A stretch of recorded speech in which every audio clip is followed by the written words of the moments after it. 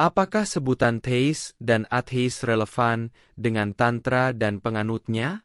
Pertanyaan di atas muncul mengingat teologi dan Tantra merupakan pengetahuan yang berbeda. Dalam konteks Tantra, istilah ateis dan teis tidak relevan, karena Tantra tidak, sekali lagi, tidak secara ketat membagi keyakinan berdasarkan kepercayaan pada dewa tertentu atau ketidakpercayaan pada keberadaan Tuhan. Tantra lebih bersifat praktis dan eksperiensial dibandingkan dogmatis. Tujuannya adalah untuk mencapai pencerahan atau pemahaman mendalam melalui praktik spiritual, meditasi, ritual, dan pengalaman mistik.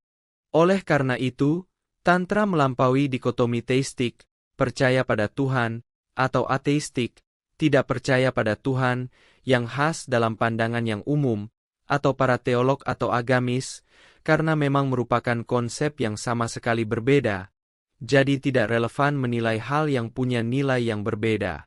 Penjelasan konteks Tantra. 1. Pendekatan non-dualitas. Banyak aliran Tantra, terutama dalam Tantra Vajrayana, memiliki pendekatan non-dualitas, Advaita, yang memandang bahwa semua realitas adalah manifestasi dari satu kesadaran universal. Dalam pandangan ini, tidak ada perbedaan antara yang sakral dan yang duniawi. Kesadaran universal hadir dalam setiap aspek kehidupan. Ini berbeda dari pandangan teistik atau ateistik yang lebih mengotak-kotakkan. Bagaimana non-dualitas berbeda dari pandangan teistik atau ateistik? Mari kita lihat perbedaannya dalam bahasa sederhana. Teisme biasanya percaya bahwa ada Tuhan atau entitas ilahi yang berada di luar dunia ini, di luar sana, dan berkuasa atas alam semesta. Tuhan dalam pandangan ini terpisah dari ciptaannya, dan ada batas yang jelas antara pencipta atau Tuhan dan yang diciptakan, dunia sesinya dan manusia. Ateisme, di sisi lain, tidak percaya pada entitas ilahi atau Tuhan sama sekali. Alam semesta dianggap sebagai mekanisme yang bekerja sendiri, tanpa campur tangan kekuatan atau kesadaran tertinggi di luar yang bersifat material. Non-dualitas, Advaita, di sini, konsepnya sangat berbeda. Tidak ada pemisahan mutlak antara kesadaran universal atau energi, manusia, dan alam semesta. Semua hal, baik yang kita anggap sakral, seperti dewa atau tempat suci, maupun yang duniawi, seperti tubuh kita, pikiran, atau alam sekitar, semuanya adalah manifestasi dari kesadaran atau energi yang sama. Dalam pandangan ini, kesadaran tidak terpisah dari dunia, hadir di mana-mana, dan dalam segala sesuatu. Jadi, apapun yang setiap objek, setiap makhluk hidup, bahkan pikiran dan emosi kita adalah perwujudan dari kesadaran universal yang sama. Perumpamaan atau contoh untuk memahami non-dualitas. Bayangkan laut dan gelombangnya. Dalam pandangan non-dualitas, seluruh realitas adalah lautan dan segala hal, seperti manusia, hewan, pohon, planet, hingga perasaan kita adalah gelombang-gelombang di atasnya. Gelombang memiliki bentuk dan ukuran yang berbeda, tetapi mereka tetap bagian dari laut dan tak pernah benar-benar terpisah dari laut. Ketika gelombang itu hilang, ia tidak musnah, hanya kembali menjadi lautan. Begitulah pandangan Tantra. Tidak ada yang benar-benar terpisah dari kesadaran universal. Mengapa ini berbeda dari pemikiran ateis atau teis? Dalam tradisi teistik atau dualistik, ada perbedaan yang tegas antara yang suci dan yang duniawi, antara Tuhan dan manusia. Non-dualitas mengajak kita untuk melihat bahwa kita tidak perlu mencari Tuhan di luar diri kita, karena kita sudah menjadi bagian dari energi kesadaran. Dalam setiap napas, setiap pikiran, dan setiap peristiwa, kita sebenarnya sedang mengalami kesadaran, walaupun kita tidak menyadarinya. Mengapa non-dualitas penting dalam Tantra?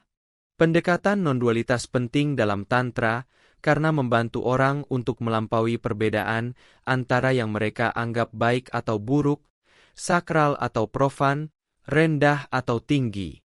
Tujuannya adalah untuk melihat kesatuan di balik semua perbedaan dan menyadari bahwa setiap aspek hidup kita memiliki nilai spiritual. Dengan cara ini, Tantra tidak mengabaikan dunia atau tubuh, melainkan menggunakan segala sesuatu bahkan emosi dan dorongan manusiawi sebagai alat untuk mencapai pencerahan. 2. Pengalaman langsung sebagai tujuan. Tantra menekankan pentingnya pengalaman langsung atau pencerahan pribadi, seringkali melalui praktik seperti kundalini, mantra, mudra, dan visualisasi. Praktik-praktik ini tidak menuntut kepercayaan pada Tuhan dalam teistik. Banyak tantrika lebih peduli pada realisasi dan pengalaman spiritual ketimbang pada konsep teisme atau ateisme. Dalam Tantra, pengalaman langsung adalah kunci utama. Artinya, seseorang tidak hanya membaca atau mendengar tentang pencerahan atau kesadaran spiritual dari guru atau kitab suci, tetapi mengalami sendiri pencerahan itu.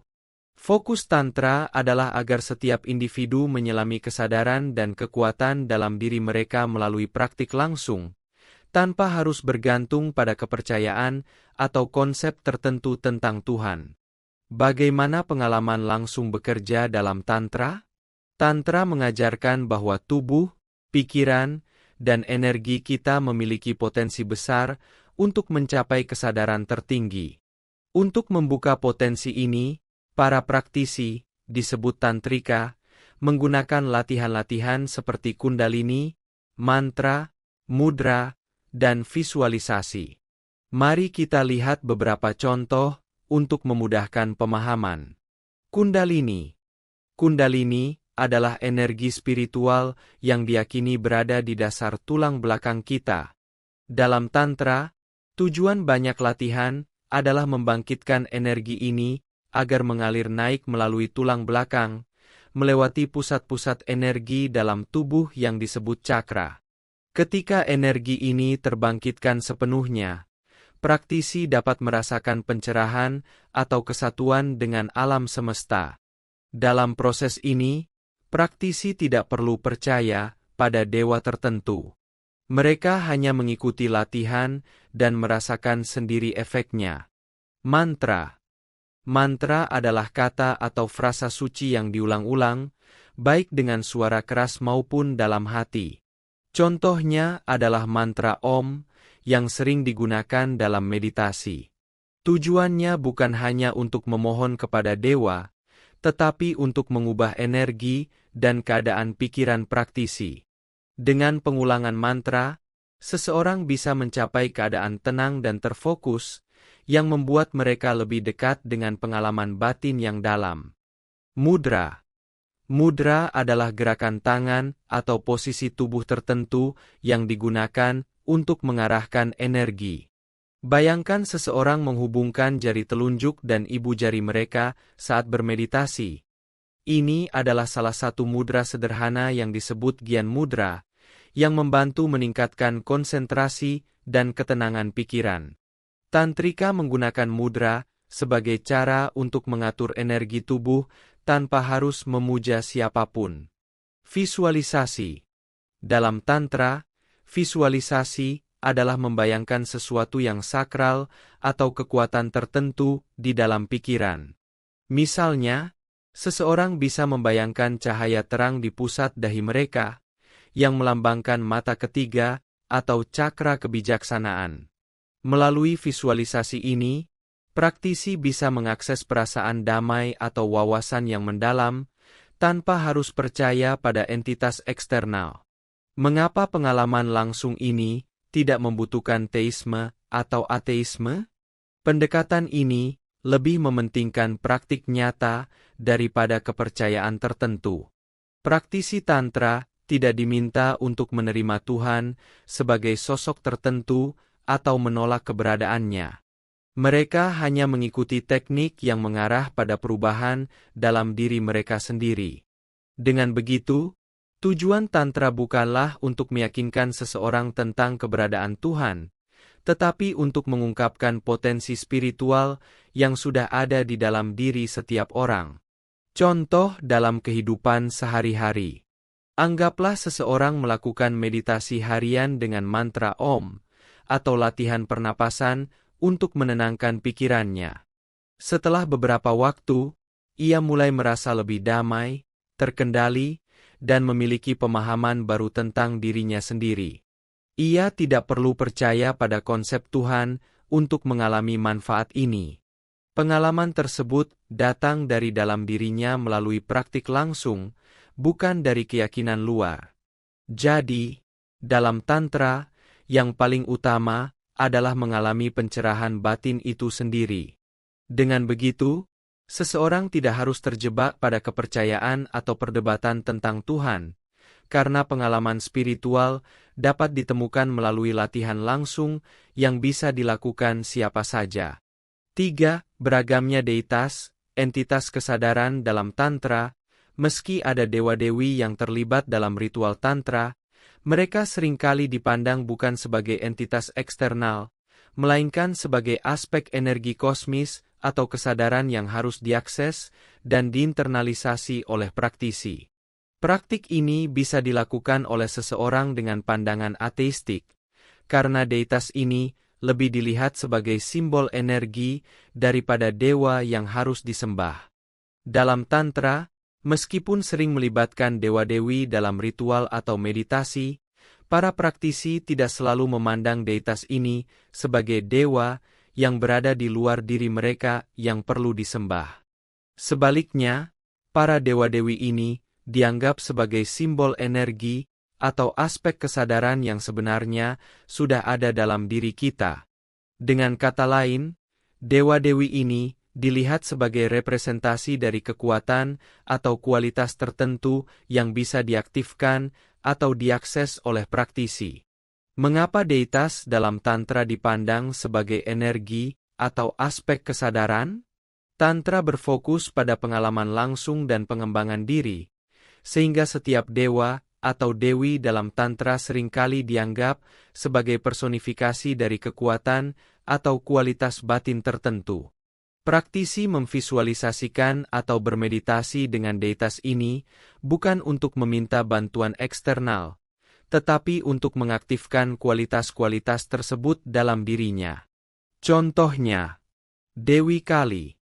Kali adalah dewi yang dikenal sebagai lambang kekuatan dan transformasi besar.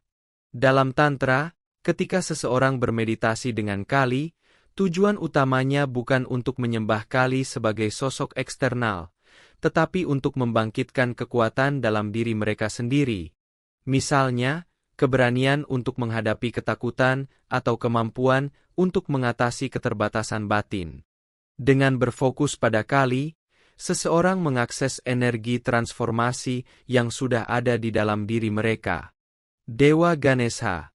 Ganesha sering dianggap sebagai simbol penghilang rintangan. Dalam Tantra, ketika seseorang bermeditasi atau melakukan ritual dengan Ganesha, fokusnya adalah untuk membuka kesadaran tentang kemampuan mereka untuk mengatasi rintangan, baik yang bersifat mental maupun emosional. Ganesha dalam konteks ini mewakili energi ketenangan dan keteguhan hati yang bisa diakses dan diperkuat oleh praktisi. Bagaimana praktik ini bisa relevan untuk seseorang dengan pandangan ateistik? Karena dewa-dewi dipandang sebagai simbol energi dan kualitas yang ada dalam diri, seorang ateis pun bisa melakukan praktik Tantra tanpa merasa harus percaya pada keberadaan entitas ilahi tertentu. Mereka cukup melihat deitas ini sebagai alat bantu meditasi atau simbol dari kualitas-kualitas tertentu yang mereka inginkan dalam hidup mereka. Contohnya, jika seorang ateis menginginkan lebih banyak ketenangan dan kejernihan dalam hidup, ia bisa bermeditasi dengan fokus pada Dewa Shiva yang melambangkan kedamaian dan kebijaksanaan, sebagai cara untuk menghubungkan diri dengan energi ketenangan itu, bukan untuk menyembah Shiva sebagai dewa. Contoh praktis yang mudah dipahami. Bayangkan seseorang yang ingin menjadi lebih berani dalam menghadapi tantangan.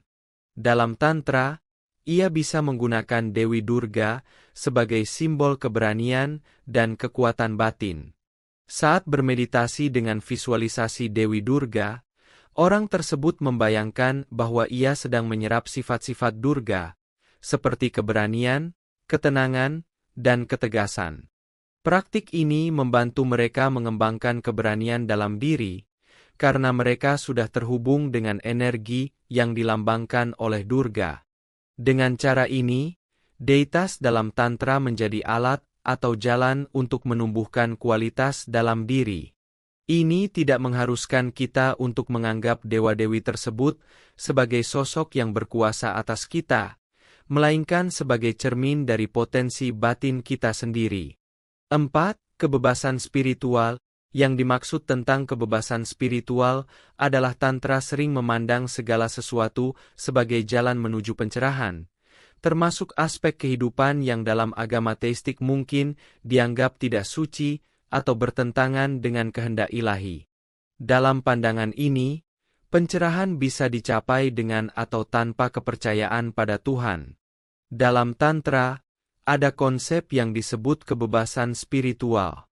Ini berarti bahwa semua aspek kehidupan, bahkan hal-hal yang biasanya dianggap biasa, rendah, atau bahkan tabu dapat digunakan sebagai jalan untuk mencapai pencerahan. Bagi Tantra, tidak ada pembatas yang mutlak antara yang suci dan yang tidak suci. Semua pengalaman hidup dianggap memiliki nilai spiritual jika kita bisa memahami dan memanfaatkannya dengan benar. Mengapa Tantra memiliki pandangan ini? Tantra berpendapat bahwa kesadaran universal atau energi kesadaran hadir di mana-mana, termasuk dalam setiap pengalaman kita. Ini berarti kita bisa belajar dan mencapai pencerahan dari segala sesuatu di sekitar kita, baik yang kita anggap positif maupun negatif. Karena semua hal mengandung unsur kesadaran yang sama, tidak ada pengalaman yang sepenuhnya duniawi atau kotor menurut pandangan Tantra. Bagaimana kebebasan spiritual ini berbeda dari pendekatan teistik tradisional? Dalam banyak agama teistik, ada batas yang jelas antara yang dianggap suci, misalnya berdoa, beribadah, dan yang dianggap duniawi atau bahkan berdosa. Hal-hal seperti makanan tertentu, hubungan fisik, atau emosi yang dianggap berlebihan, mungkin dianggap tidak sesuai dengan kehendak ilahi. Namun, dalam Tantra, semua aspek kehidupan termasuk keinginan, kemarahan, atau hubungan fisik, bisa menjadi jalan menuju pencerahan bila diolah dengan pemahaman dan kesadaran yang tepat. Contoh praktis dalam kehidupan sehari-hari. Hubungan fisik sebagai jalan spiritual. Dalam Tantra, hubungan fisik dengan pasangan bisa dilihat bukan hanya sebagai aktivitas biasa, tetapi sebagai cara untuk menghubungkan energi batin dan menyadari kesatuan dengan pasangan. Melalui kesadaran penuh dan pemahaman tentang tubuh serta energi, hubungan fisik bisa menjadi pengalaman yang memperdalam rasa koneksi batin dan membawa kedamaian serta pencerahan batin. Menghadapi emosi yang kuat. Dalam praktik Tantra, emosi seperti marah atau takut tidak dihindari atau dianggap sebagai dosa. Sebaliknya, emosi ini dilihat sebagai bentuk energi yang bisa dialami secara sadar. Jika seseorang sedang marah, mereka belajar untuk merasakan amarah itu sepenuhnya tanpa bertindak destruktif, sambil menyadari bahwa kemarahan hanyalah bentuk lain dari energi yang muncul dalam diri.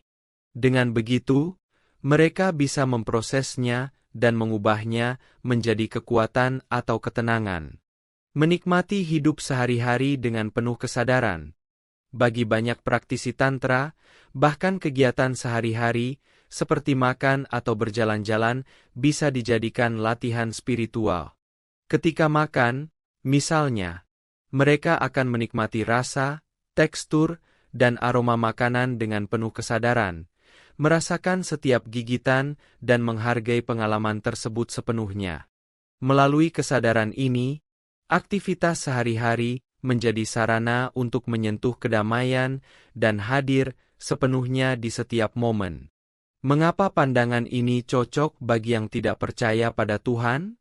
Karena Tantra tidak menuntut keyakinan pada Tuhan tertentu, pendekatan ini bisa dilakukan oleh siapa saja, termasuk mereka yang ateis atau agnostik. Intinya adalah pada pengalaman langsung dan kesadaran batin, bukan pada kepercayaan akan sosok atau kehendak ilahi tertentu.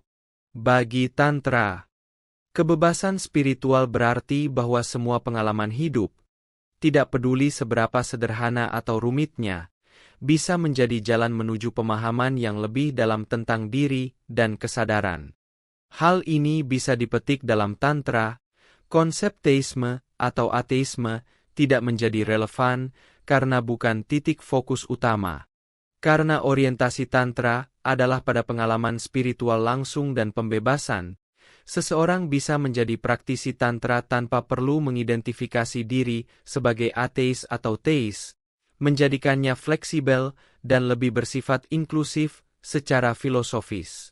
Demikian penjelasan tentang ateis dan theis yang tidak relevan dengan Tantra. Semoga pemirsa mendapatkan pencerahan dan perspektif baru. Terima kasih.